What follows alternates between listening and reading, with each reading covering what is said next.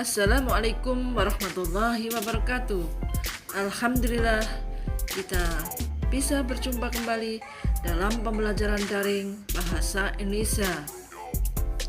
Harapan saya semoga kita selalu sehat dan tetap semangat. Sebelum pembelajaran kita mulai, marilah kita berdoa agar dimudahkan Allah dalam menerima ilmu. Berdoa mulai. Selesai. Pembelajaran bahasa Indonesia pada kali ini adalah menceritakan kembali isi teks ulasan. Kita akan mempelajari KD 4.11, yaitu menceritakan kembali isi teks ulasan tentang kualitas karya, baik film, cerpen, puisi, novel, karya seni daerah yang dibaca atau didengar. Diharapkan setelah pembelajaran ini, anak-anak dapat 1. Menuliskan informasi berupa pernyataan kelebihan dan kekurangan benda yang terdapat pada teks ulasan. 2. Menceritakan kelebihan dan kekurangan produk, karya, benda pada teks ulasan yang diidentifikasi. Langkah-langkah menceritakan kembali teks ulasan adalah 1. Membaca teks ulasan secara utuh. 2. Mencatat atau menandai gagasan utama yang terdapat dalam setiap bagian teks. Dan yang ketiga, menuliskan kembali gagasan utama dengan kalimat sendiri. Berikut adalah contoh menceritakan kembali sebuah ulasan. Ulasannya ada di LKS kalian. Saya bacakan. Judul Surat Untukmu Sahabat. Penulis Bunga Rizka Nizam. Penerbit Aleta Pictures. Jenis buku fiksi, tahun terbit 2013, tempat terbit Jakarta, ukuran novel 13 cm x 19 cm, tebal halaman 120 halaman, harga buku 40.000. Orientasi. Novel ini adalah karya Bunga Rizka Nizam yang menceritakan tentang surat terakhir untuk sahabat, yaitu yang bernama Keke. Kala itu terakhir kalinya Andini, Fahda, Dinda, Ida, dan Maya merayakan ulang tahun Keke. Ketika Keke dinyatakan bebas dari kanker yang menggerogoti tubuhnya. Berselang waktu berlalu, semuanya menjadi terasa baru.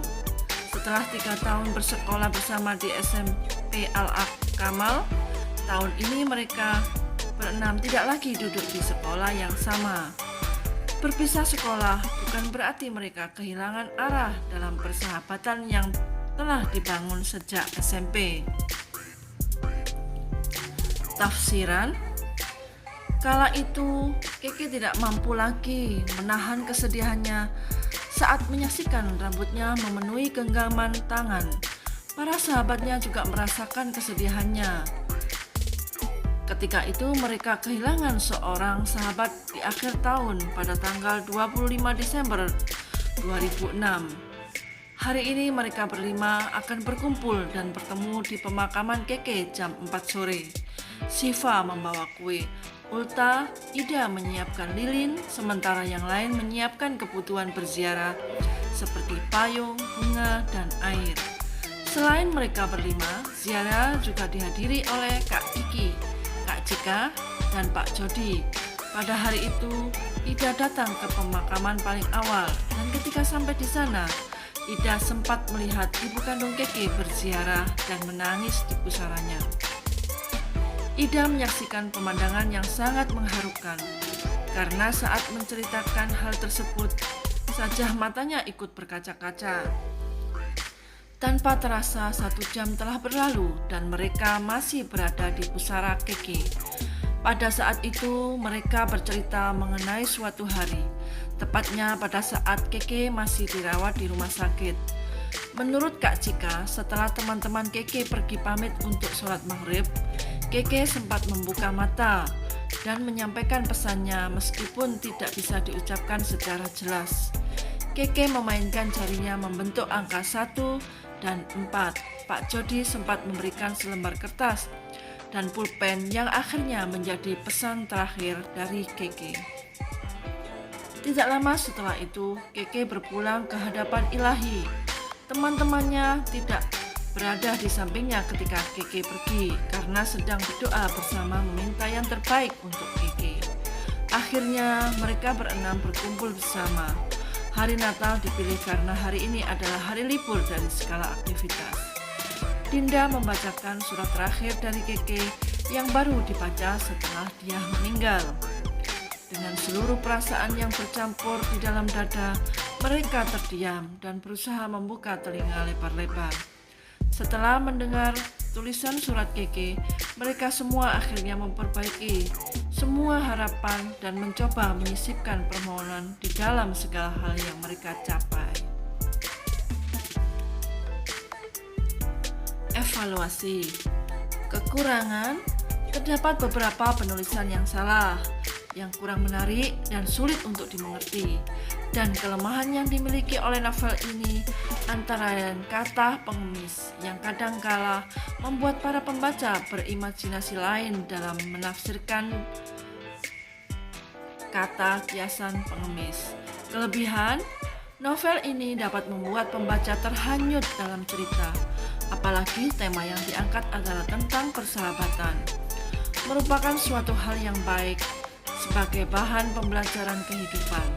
Pilihan kata yang digunakan juga dapat membuat pembaca larut dalam cerita dan akhirnya pembaca menjadi lebih mudah memahami isi novel tersebut. Rangkuman, dengan mengesampingkan kekurangan novel, kisah yang diangkat mengajarkan tentang arti persahabatan. Novel ini juga sangat cocok untuk para remaja Indonesia karena terdapat berbagai macam arti yang dapat memotivasi diri sendiri agar dapat lebih mudah bersahabat. Demikian pembelajaran hari ini, semoga bisa dipahami dan bermanfaat bagi anak-anak. Saya akhiri, wassalamualaikum warahmatullahi wabarakatuh.